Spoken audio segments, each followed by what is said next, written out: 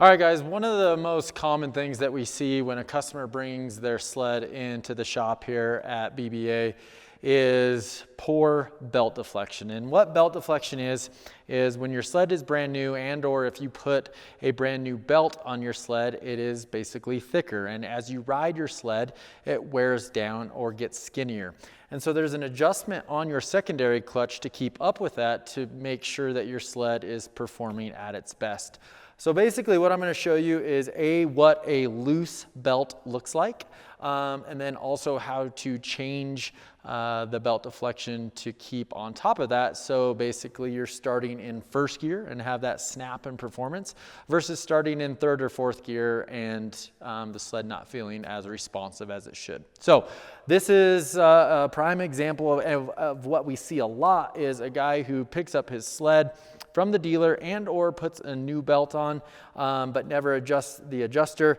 And you can see right here that the belt is riding way low in the secondary clutch, which actually makes it have a bunch of deflection here, so really loose, which makes it longer essentially in the primary clutch. So again, that analogy of it starting in third gear versus first gear, that's exactly what's happening here. So you can also see it's very easy to move in this clutch, again causing slippage when you want to take off. So it's very simple to change and adjust, and these are actually tools, not a wrench this big, but these are tools that I carry in my handlebar bag that I can have quick access to because I actually change mine quite often, and or if I notice, I mean literally I could hear when they drive out of their trailer into the shop, I can tell if it's proper or not. That's how big of a difference it is. So very simple, 7/16 end wrench, 1/8 inch Allen, and then here you can see here's the adjuster on the secondary clutch.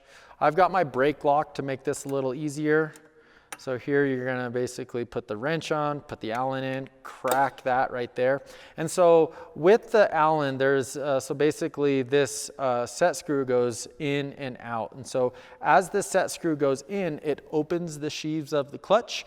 So if you have a new belt, you may need to put that adjuster in to accommodate the new belt, and or in this situation the belt is used and it needs, so what I'm going to do is I'm going to back that out, which will bring the sheaves in. So it's very simple. I hold the nut here, I'm going to back this out just a little bit there and then tighten this up. Again, with the brake lock, it holds that. And so what I'm looking for the actual proper deflection is I want the belt to move, but it needs to have tension, okay? And then I also look at the ribs on top of the clutch. So that you can see prior to that, they were sunk underneath the clutch, and now they're sticking up a little. I'm actually gonna go just a tick more. And actually, let me show you this. If you go too much, okay, so I'll exaggerate that and I'll take this set screw out quite a bit. It'll get to the point where I can't move the belt anymore. That's when you know you've gone too tight. So it's fairly easy to see when you've gone too tight, and it's easy to know when you've gone too loose because it's sitting in the sheaves and it's very easy to move. So again, I'm gonna loosen this. Turn this in. Now you can see it opens up that secondary clutch.